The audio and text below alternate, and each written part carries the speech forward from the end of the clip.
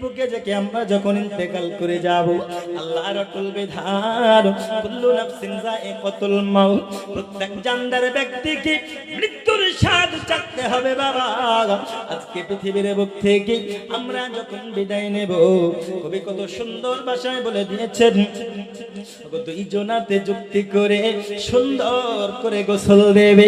আমাদের রূহটা যখন বেরিয়ে যাবে আমরা এত চিৎকার করব, কারণ আমাদের ভাই, আমাদের বাবা, আমাদের মা, আমাদের আত্মীয় স্বজন, স্ত্রী পুত্ররা আমাদের লাশের পাশে চিৎকার মেরে কান্না করবেন, আল্লাহ তুমি আমাদের মধ্য থেকে আমাদের স্নেহাশীষ একজন ভাইকে তুলে নিলে, ওগো মাবুদ আল্লাহ আমার স্বামীকে তুমি আমাদের বুক থেকে তুলে নিলে, ওগো রব্বুল আলামিন ছোট ছোট বাচ্চারা কান্না করবে, মাবুদ আমরা এখনো বড় হতে পারলাম না, আমাদের বাবা আমাদের ছেড়ে চলে গেল, ওগো আল্লাহ তোমার অটল বিধানকে কেউ বিলুপ্ত করতে পারবে না, তোমার বিধানকে তাবিল করে চলে গেল গো মাবুদ। ওরে আমার দরদি, মৃত্যুকে আমরা একটু কেউ স্মরণ করি না, যে আমাদের মৃত্যুর সময় যে কোনো পরিস্থিতিতে আসতে পারে, যে কোনো মুহূর্তে আমাদের মৃত্যু আসতে পারে। দরদি আমরা ইসলামকে কেমন মনে করি বাবা, আমরা ইসলামের মধ্যে কেমন করে প্রবেশ করেছি। আমাদের মৃত্যুর পরে দরদি দুইজন ব্যক্তি যখন কত সুন্দরভাবে গোসল দেবে, আমাদের চতুর্দিকে স্ত্রী পুত্র কন্যা আত্মীয় স্বজনেরা কান্না করবে, আমরা শুনতে পাবো, আমরা বলবো ভাই, আমরা বলবো বোন, আমরা বলবো দরদি, ও আমার গ্রামবাসীরা তোমরা আবার লাশের পাশে কেন কান্না করতেছো, কেন কান্না করো, আমার কি হয়েছে, আমি কি হয়েছি, আমার কি অসুস্থ হয়েছে, তোমরা কেন কান্না করো। সবাই কান্না করবে, বাবা কান্না করবে, মা কান্না করবে, সবাইকে সান্ত্বনা দেওয়ার প্রয়োজন মনে করব, কিন্তু বাবারে কিতাবের মধ্যে বলা হয়েছে আমরা সবার আওয়াজ মুর্দা শুনতে পাবে, কিন্তু মুর্দার আওয়াজ কেউ শুনতে পাবে না। চিৎকার মেরে আমরা বলবো ভাইরা তোমরা কেন কান্না করো, মতো অবস্থায় কে যেন একদম দৌড়ে চলে আসবে, গো আমার দরদি এখন সময় হয়ে গেছে, অমুক সময় জানাজার সময় হয়েছে, আর সময় নাই মাত্র 1.5 ঘন্টা, গোসল দিতে 8 ঘন্টা 40 মিনিট লাগবে, পাড়া প্রতিবেশীরাও তাকে দেখবে, আমার গোরস্থানে নিয়ে যেতে হবে। বাজি আবার কত সুন্দর ভাবে দুইজনাতে একটি যেন ঘেরাও করে দেবে, সুন্দর উপরের পাতা গরম কুসুম পানি কত আদর করে গোসল করবে, যদি একটু গরম হয় আমাদের গায়ে পড়ে, যদি একটু আঘাত আমরা পেয়ে যাই, একটু কষ্ট পাই, তবুও যতই চিৎকার করি না কেন দরদি কেউ শুনতে পাবে না। সুন্দর করে গোসল দেওয়ার পরে কত সুন্দর করে কাফন দিয়ে দেবে। বাবারে আমরা কেন এত অহংকার করি, আমরা কেন এত রাহাজারি করি, এত মারামারি কাটাকাটি, এত প্রতিহিংসা মারামারি কেন আমরা দুনিয়ার বুকে সময়ের জন্য বেঁচে থাকতে এসে আমরা পৃথিবীর বুকে কত মারামারি করেছি। গোসল দেওয়া হয়ে গেল, গোসলের কাফন দিয়ে দিল, কাফন দেওয়ার পরে বাবা 4 জনাতে যুক্তি করে ইসলামিক কোন পোশাকের ব্যবস্থা, বাবারে ইসলামের মধ্যে সম্পূর্ণভাবে দাখিল হতে হলে আমাদেরকে ছোট্টবেলা থেকে আমাদের ইসলামিক শিক্ষায় শিক্ষিত করা দরকার। আমাদের সন্তানেরা যখনই কথা বলতে শিখবে দরদি, আমাদেরকে সকলকে আমাদের সন্তানদেরকে সর্বপ্রথম আল্লাহর নাম এবং আল্লাহর নবীর নাম নেওয়া শেখাতে হবে। জোরে বলুন সুবহানাল্লাহ। যখন সন্তানেরা কথা বলতে শিখবে তুমি প্রথম কালেমা শেখাও, আল্লাহর নবীর নাম নেওয়া শেখাও, আল্লাহর নাম নেওয়া তুমি শেখাও। তুমি করতেছো কি কত সুন্দর ভাবে তোমার সন্তান যখন কথা বলা শিখছে তুমি বলছো আব্বা বল, আব্বা বল, একটু বল আব্বা, খুব খুশি হবে আব্বা বল। ও কথা বলতে শিখলে যে একটু বলবে আল্লাহর নামটা বল, একটু নবীর নামটা বল, না একটু আব্বা বলো। তো ছেলেদের আব্বা বলতে শিখেছে প্রথম প্রথম, বুঝলেন? হ্যাঁ, তো মিষ্টি বন্টন করে বেড়াচ্ছে গ্রামে, মিষ্টি বন্টন করে বেড়াচ্ছে গ্রামে, গোটা গ্রাম মিষ্টির ইচ্ছা, একদম 10-15 কেজি মিষ্টি কিনে। তো একজন ভাই জিজ্ঞেস করছে, কিরে এত খুশি, এত মিষ্টি কিসের, কিসের খুশি হলি এত? বলছে আর বলিস না, আজকে আমার ছেলে আমাকে আব্বা বলে ডেকেছে। আজ আমাকে আমার ছেলে আব্বা বলে ডেকেছে। তো চদিনে তো আব্বা কেমন বলে ডাকছে শুনি, বয়স তো কেবলমাত্র মানে 1 বছর হইলো, চল তোকে কেমন আব্বা বলে ডাকছে শুনি শুনি। তো মিষ্টি খেতে খেতে গিয়েছে, তখন এবার বলছে বলো তো বাবু আব্বা, তখন বলছে বলো তো বাবু আব্বা, তখন ছেলেদের বলছে থালাল বেটা থালা। বুঝলে, এ হচ্ছে অবস্থা। ছোটবেলা থেকে ছাত্রদেরকে, ছোটবেলা থেকে সন্তানদেরকে ইসলামিক কালচারে মানুষ করতে হবে। ইসলামিক কালচারে, লেবাসে, পোশাকে এবং ব্যবহারে এ বাবাজি, এবং সন্তান যখন কথা বলা শিখবে, আমাদের সন্তানদেরকে কালেমা পড়াতে হবে, আল্লাহর নাম নেওয়াতে হবে, আল্লাহ নবীর নাম নেওয়াতে হবে। বাবাজি আবার সন্তানেরা ছোট্টবেলা থেকে যে শিক্ষা নেবে, ছোট্টবেলা থেকে আপনারা সালাম কালাম দেওয়ার শিক্ষাটা দিয়ে দিন। আপনার বাড়িতে বাবা ভাই এসেছে, আপনার শ্বশুর শাশুড়ি এসেছে, আপনি সালাম দেওয়া শেখান। এ বাবু তুমি তো তোমার নানাকে একটু সালাম দাও, আসসালামু আলাইকুম ওয়া রাহমাতুল্লাহি ওয়া বারাকাতুহু। তোমার ভাই এসেছে, তোমার মামা এসেছে, তোমার আত্মীয় স্বজন এসেছে, তুমি তাকে সালাম দাও এবং তুমি তার সঙ্গে ভালো ব্যবহার করো। তোমার পোশাক ঠিক রাখো, ইসলামিক কালচারে তুমি মানুষ হয়ে ওঠো। বাবারে আবার পৃথিবীর জমিনে এমন কোন কালচার নাই, এখন বর্তমান সবাই ডিজিটাল যুগ হয়ে গেছে, আর ডিজিটাল ভাবে মানুষকে, ছেলে পেলেকে মানুষ করতেছে। আব্বাজি আমার এত নোংরা অশ্লীল পোশাক পরিয়ে আমার মা বোনেরাও তাদের সন্তানদেরকে ঘুরিয়ে নিয়ে বেড়াচ্ছে, যেই পোশাকে জেনার হার বেড়ে যায়। আমার বাবাজিরাও চায়ের দোকানে বসে এমন ভাবে আড্ডা মারে, মসজিদে আজান হয়, নামাজের দিকে অগ্রসর হয় না। মারধর করে সন্তানকে বলতেছে, বেটা রে তুই চলে যা মসজিদে যা, তুই যা মসজিদে যা। বাপে এইদিকে ক্যারাম বোর্ড খেলতে ব্যস্ত, সন্তানকে বলতেছে বাবা রে এই দেখ মসজিদে আজান পড়লো, নামাজ পড়ে আই। আব্বাজি বাপ যদি ক্যারাম বোর্ড খেলে আর ওই বাপ যদি সন্তানকে নামাজ পড়তে পাঠায়, সন্তান কি যাবে? যাবে? সন্তান যাবে না, সন্তান কোদমাতে যাবে না। বলে নিজের চোর খাইতে আল দেয় না, পরের দেখতে যায়, তাই না? তাই বলে বাবা আপনারা এমন ভাবে চলুন, এমন ভাবে শিক্ষা দিন। সন্তানদের শিক্ষা আপনাদের ব্যবহারে পড়ে যায়, গাছ যেমন হবে ফল তেমন হয়ে যাবে, মা বোনেরা যেমন হবে গাছের ফল তেমন হয়ে যাবে। মা বোনেদের মনে যেমন পরিবর্তন ঘটবে, তাদের সন্তানদের মনে তেমন পরিবর্তন ঘটবে। কথায় বলেছে আটা গুনে রুটি আর মা গুনে বিটি, তাই না?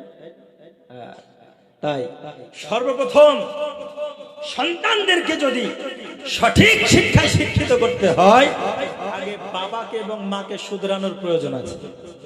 আছে না নাই? শুধরানোর প্রয়োজন আছে। আজ মা যদি নামাজ পড়ে, সন্তান নামাজ পড়বে কি পড়বে না? কথা বলুন, পড়বে কি পড়বে না? পড়বে। আজ যদি বাবা নামাজ পড়ে, 5 ওয়াক্ত নামাজ পড়ে, 5 ওয়াক্ত মসজিদে যায়, ওই সন্তান এক সময় হলেও বাবার সাথ ধরবে কি ধরবে না? বাবা শুধু রোজ হাটে যায়, বাজারে যায়, চা খায়, বিস্কুট খায়, খেলাধুলা করে, সব করে। সন্তান যেমন হাটে বাজারে যাওয়ার জন্য বায়না ধরে, আপনি রেগুলার মসজিদে যান, সন্তান আপনার মসজিদে যাওয়ার জন্য বায়না ধরবে। জোরে বলুন সুবহানাল্লাহ। ধরবে কি ধরবে না? ধরবে। মা বোনেরা যদি নামাজ পড়ে, ওদের কন্যারা একবার হলেও নামাজ পড়া ধরবে, চেষ্টা করবে। কিন্তু বর্তমান সময় মা বোনেদের অবস্থায় তো আলাদা। একটু সামনে গিয়ে আসুন। আল্লাহুম্মা দরুদ পড়েন। আল্লাহুম্মা সাল্লি আলা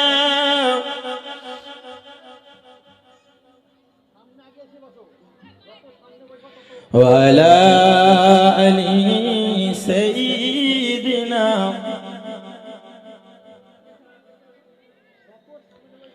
সাল্লি আলা মুহাম্মাদিন। हरदम ज़बान से निकालो मुहम्मद, हरदम ज़बान শফিনা। তাই বাবাজি, এই মায়েদের শিক্ষা থেকে এমন একজন মহিলা কত সুন্দর শিক্ষা পেয়েছিল, তার কথা একটু আপনাদেরকে তুলে ধরবো। বসরা নগরে গরিব পরিবারে দুইজনা বসবাস করে, স্বামী আর স্ত্রী। স্ত্রীটার নাম হলো মাহফুল আর স্বামীটার নাম হলো ইসমাইল। দুইজনেই আল্লাহওয়ালা। বুঝতে পারছেন? দুইজনেই আল্লাহওয়ালা। আব্বাজি আমার, স্বামী স্ত্রী দুইজনে আল্লাহওয়ালা। এক এক করে বিবি মাহফুলকে আল্লাহ পাক তিনটে কন্যা সন্তান দিয়েছে। চতুর্থ বেলায় বিবি মাহফুল গর্ভবতী হয়েছেন। আল্লাহর কাছে আরজ করে, আবেদন করে, ওগো আল্লাহ, এক এক করে তুমি আমাকে তিনটে কন্যা সন্তান দিয়েছো। ওগো মাবুদ আল্লাহ, চতুর্থ বেলায় গর্ভবতী বানিয়েছো। ওগো রব্বুল আলামিন, তুমি চতুর্থ বেলায় আমাকে একটি পুত্র দিও। দেখবেন বাবা, যে ঘরে একটি করে দুই তিনটে কন্যা সন্তান হয়, ওই ঘরে একটি পুত্রের আশাবাদী হয়।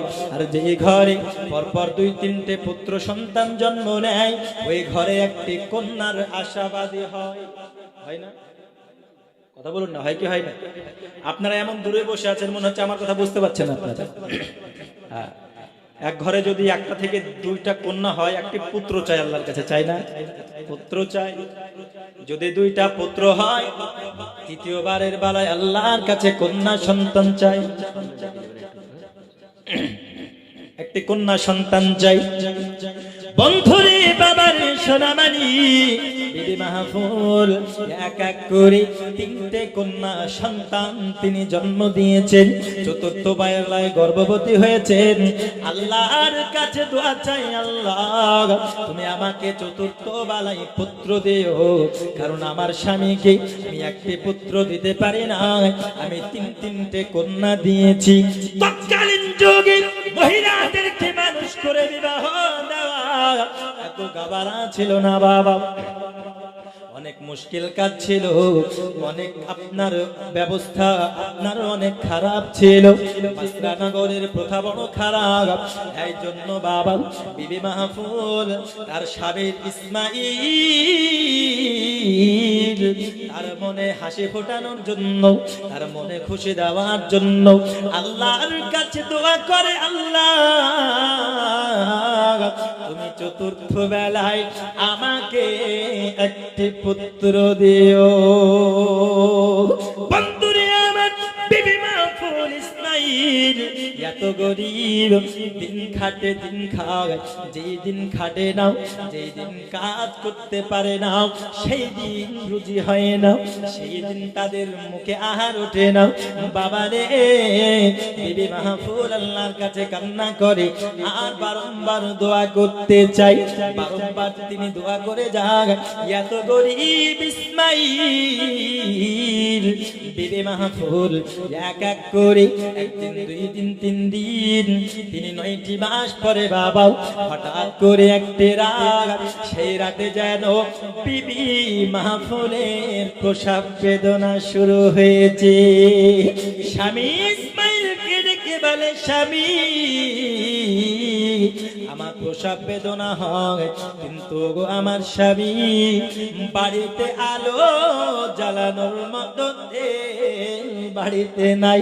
স্বামী গো, আজকে যদি রাতে আমাদের সন্তান প্রসব করে, তাহলে আমাদের বাড়িতে অন্ধকারে সন্তান প্রসব করানো সম্ভব হবে না। ও আমার স্বামী ইসমাইল, আপনি জান্নাত পাড়ায় গিয়ে একটু তেল ধার করে নিয়ে আসুন। আব্বাজি আমার, স্বামী ইসমাইল তিনি পাড়া প্রতিবেশীর কাছে চলে গেলেন। যাওয়ার পরে বাবাও তিনি এক এক করে প্রত্যেকটা বাড়িতে দরজায় নক দিয়েছেন। আসসালামু আলাইকুম ইয়া আহলাল বাইত। বাড়ির ভিতরে কে আছেন? সালাম। আপনি কি শুনতে পাচ্ছেন? বলতেছে কে? বলতেছে আমি বাসারা নগরীর গরিব ইসমাইল। আমি বাসারা নগরে গরিব ইসমাইল। বলে কেন তুমি এসেছো? বলতেছে বাবা আমার বিবি মাহফুল চতুর্থ বেলার গর্ভবতী অবস্থায় তিনার প্রসব বেদনা শুরু হয়েছে। এত গভীর রাত্রিতে আমার বিবি মাহফুল যদি সন্তান প্রসব করে তাহলে অন্ধকারে সন্তান প্রসব করানো সম্ভব নয়। আর আমি এত গরিব, আমার ঘরে আলো জ্বালানোর মতো তেল বাড়িতে নাই। ও বাবাজি, ও আমার সোনামানি, গরিবদের অবস্থা যারা গরিব তারাই বোঝে, যারা এই অবস্থায় মানুষ হয়েছে তারাই বোঝে গরিব হওয়া যন্ত্রণা কতটা। গরিব ইসমাইল তিনি বলতেছেন বাবাজি আমি আপনার পাড়া প্রতিবেশী ইসমাইল, আমি এত গরিব ইসমাইল, আমার বাড়িতে আলো জ্বালানোর মতো তেল নাই। বাবা গো তুমি আমাকে যদি একটু তেল ধার দাও তাহলে আমার বিবি মাহফুল সন্তান প্রসব আলোতে করবে, আমার বিবির সন্তান আলোকিত অবস্থায় প্রসব করবে। তখন এই ব্যক্তি বলতেছে ইসমাইল তুমি এত গরিব, তুমি আমার কাছ থেকে তেল ধার করে নিতে এসেছো। আমি তোমায় কেমন করে তেল ধার দিই? কারণ তুমি এত গরিব, তুমি আমার তেল ধার নেওয়ার পরে পুনরায় তুমি ফেরত করবে এর গ্যারান্টি আমি দিতে পারি না, এর গ্যারান্টি আমি নিতে পারি না। কারণ তোমার হালাত এত খারাপ, তোমার অবস্থা এত খারাপ, তুমি পরবর্তীকালে তুমি হয়তো তেল আমায় ফেরত দিতে পারবে না।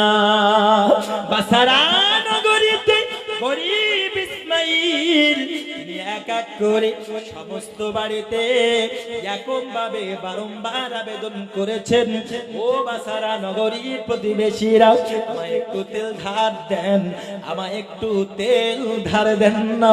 আমি আমার বিবির প্রসব বেদনা উঠেছে, আমি আমার বিবিকে আলোয় প্রসাব করিয়ে নেব। আমি এত গরিব, আমার বাড়িতে তেল নাই।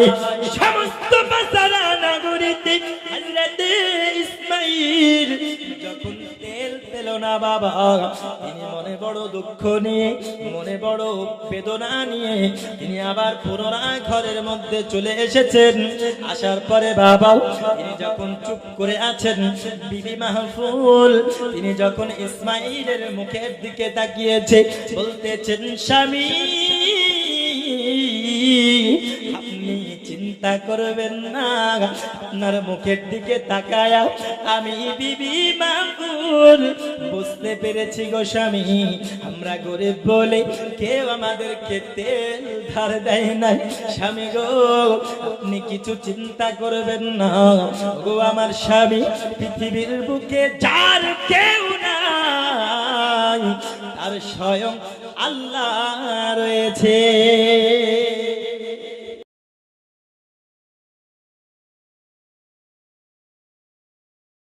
ইসমাইলের দিকে, বিবি মাহফুলের দিকে, আপনারা হতে পারবেন বিবি মাহফুলের মতো?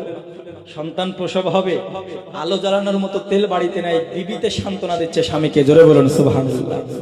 আব্বাজি আমার হযরত বিবি মাহফুল বলতেছে ও আমার স্বামী আপনি চিন্তা করবেন না, আপনি যান ঘরের ভিতরে নামাজ পড়তে লাগুন, আল্লাহর কাছে দোয়া করুন, আল্লাহ যেন আমার প্রসব সুস্থভাবে করিয়ে দেয়, সন্তান প্রসব যেন আমার আল্লাহ সুস্থভাবে করে দেয়। আপনি আল্লাহর কাছে একটু দোয়া করুন।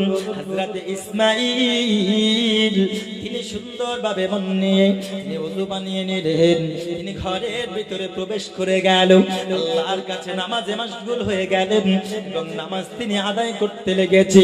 নফল শুকরানা নামাজ পড়ার পরে বাবা আল্লাহর কাছে দোয়া করতেছে, ও রব্বুল আলামিন তুমি আমায় গরিব বানিয়েছো তাতে এতে আমার কোনো দুঃখ নাই। তার কারণ হলো আল্লাহ রাসূলের ফরমান, একজন গরিব মানুষ ধনীর থেকে 500 বছর আগে জান্নাতে যাবে। কয় বছর? 500 বছর আগে জান্নাতে যাবে। তো বড় লোক না হতে পারে কি আমরা দুঃখ নেব তা না, গরিব আছে